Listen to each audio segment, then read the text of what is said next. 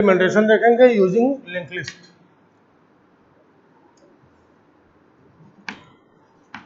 Implementation of stack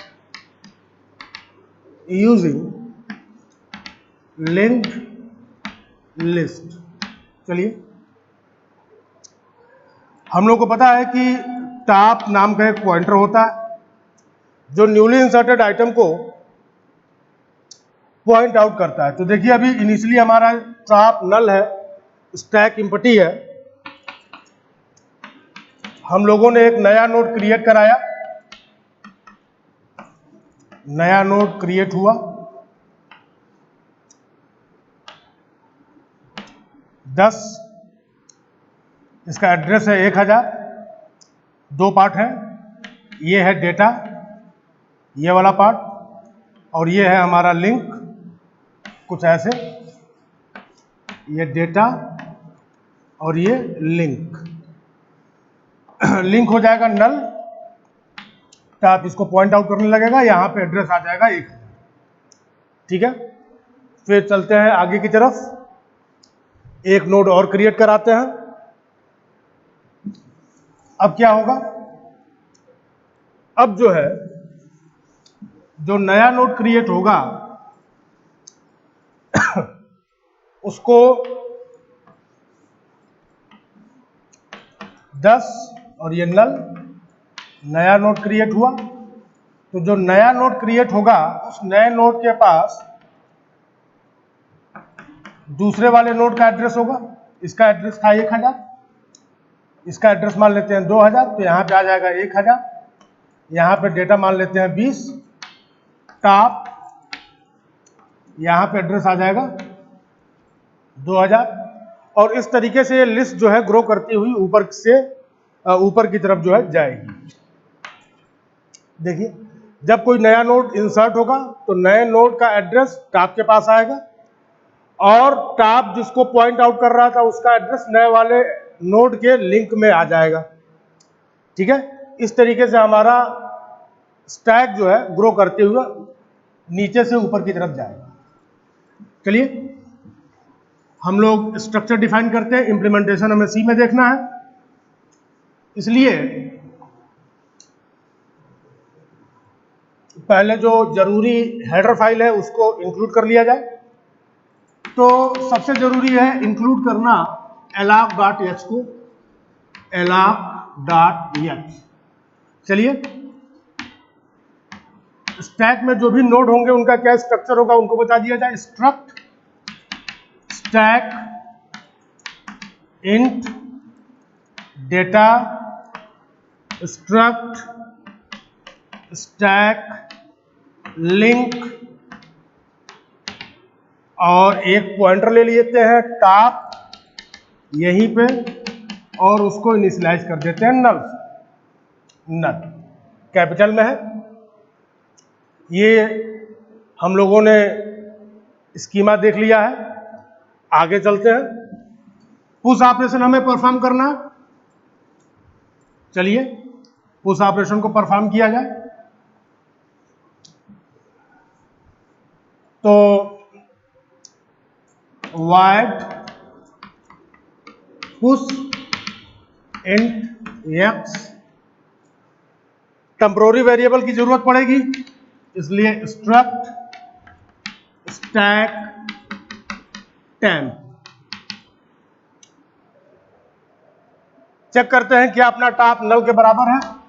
if top is null, अगर top नल है तो हमें 4 काम करना होगा। पहला काम, नोड को क्रिएट करना होगा।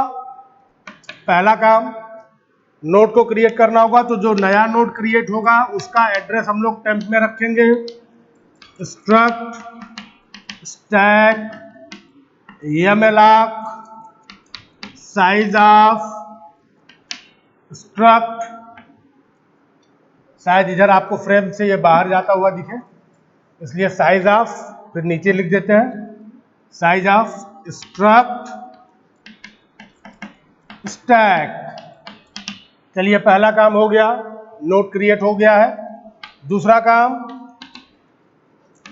डेटा इनिशियलाइज हो जाएगा किससे, x से। तीसरा काम, लिंक को इनिशियलाइज कर दिया जाए नल से, तो टेम्प का जो लिंक है वो इनिशियलाइज हो गया किससे, नल से। चौथा काम, जो हमारा टॉप है उसमें पहले नोड का एड्रेस आना चाहिए, इसलिए टॉप में क्या डाल दिया जाए, टेम्प को डाल दिया जाए। ठीक है, ये 4 स्टेप मैंने बताए थे आपको करने के लिए। पहला क्या करना है, जब हमारा स्टैक कैसा है, एम्प्टी है, कोई भी नोड नहीं है, तो पहला काम क्या करना है, we have to create the node. यहाँ पे नोड क्रिएट हुआ है। दूसरा काम क्या करना है, जो नोड क्रिएट हुआ है उसका डेटा x से इनिशियलाइज हो जाएगा, हो गया है।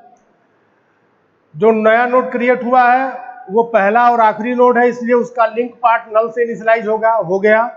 और चौथा पार्ट, जो नया नोड क्रिएट हुआ है उसका एड्रेस किसके पास होना चाहिए, टॉप के पास होना चाहिए। ये असाइनमेंट यही काम कर रहा है। और अब हम लोगों ने अपना पहला नोड क्रिएट कर लिया है, वैसे ही जैसा कि इसके पहले मैंने आप लोगों को डायग्राम में दिखाया। चलिए,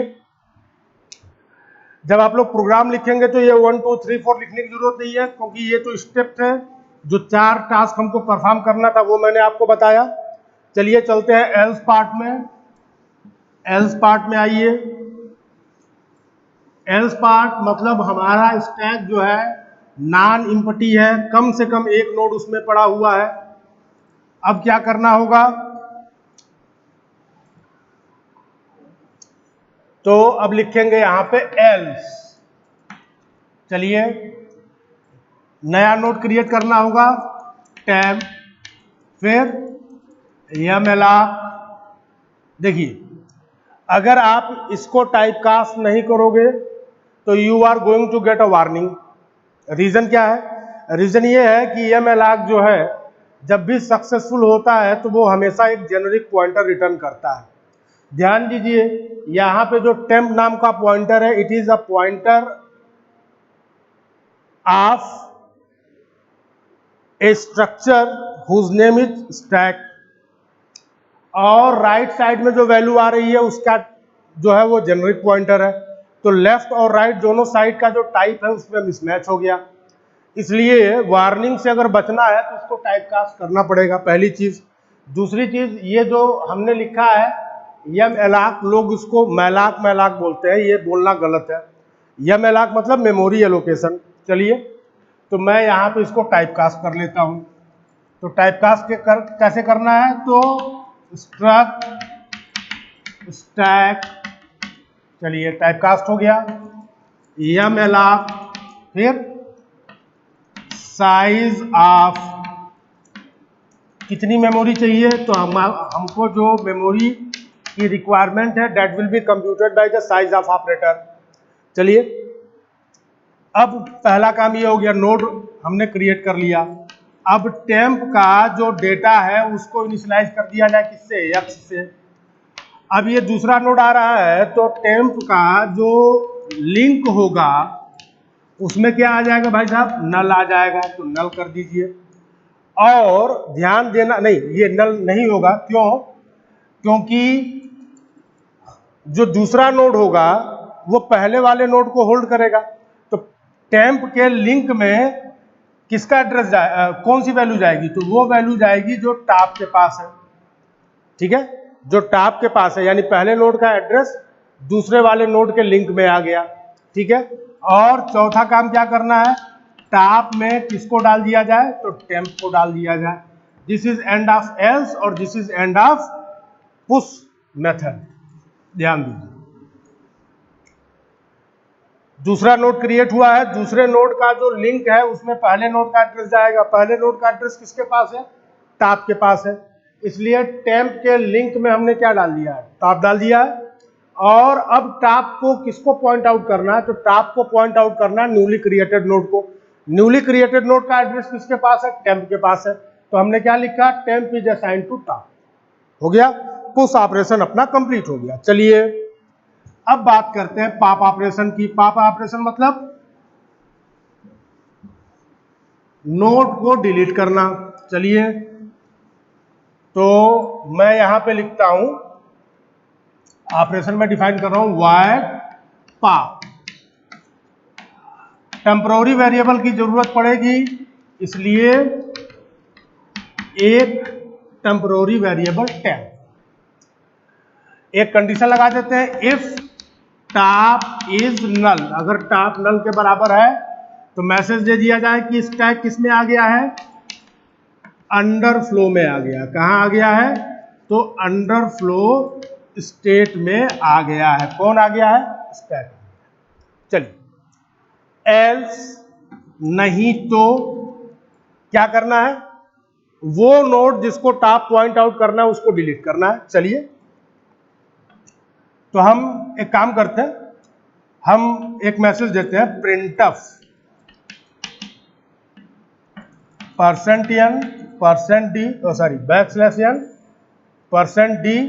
इज पॉप्ड। कौन पॉप्ड हो गया, तो वो नोड पॉप हो गया जिसको टॉप पॉइंट आउट कर रहा था। चलिए, अब देखिए, टॉप जिसको पॉइंट आउट कर रहा था उस नोड का एड्रेस हम लोग टेम्प में होल्ड कर, ठीक है। अच्छा, टॉप जिस नोड को,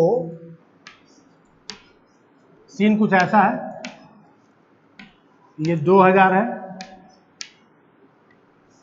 ये 10 है, ये ग्राउंडेड है, यहां पे 1000 है, और ये टॉप है, और इसके पास किसका एड्रेस है, तो दूसरे वाले नोड का एड्रेस।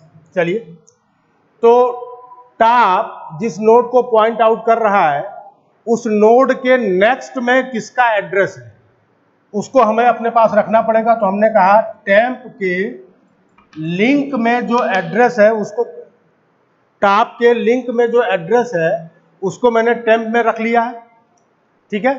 और अब ये वाला जो एड्रेस था 1000, वो हमको किस में स्टोर होके मिल गया, तो टेम्प में मिल गया। अब एक काम करते हैं, टॉप जिसको पॉइंट आउट कर रहा है उसको डिलीट कर दे। तो डिलीट करने के लिए मैं अब इसको मिटा रहा हूं, तो उसको डिलीट करने के लिए क्या करना होगा, तो हमें फ्री कर देना होगा। तो फ्री करना होगा किसको, उस एड्रेस को which is being pointed out by top. तो मैं क्या लिख देता हूं, यहां पे मैं लिख देता हूं फ्री। क्या फ्री हो गया भाई साहब, तो टॉप फ्री हो गया, टॉप इज फ्री।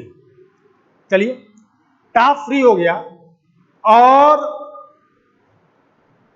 जो नोड डिलीट हुआ है वो किसको पॉइंट आउट कर रहा था, उसका एड्रेस किसके पास है, टेम्प के पास है।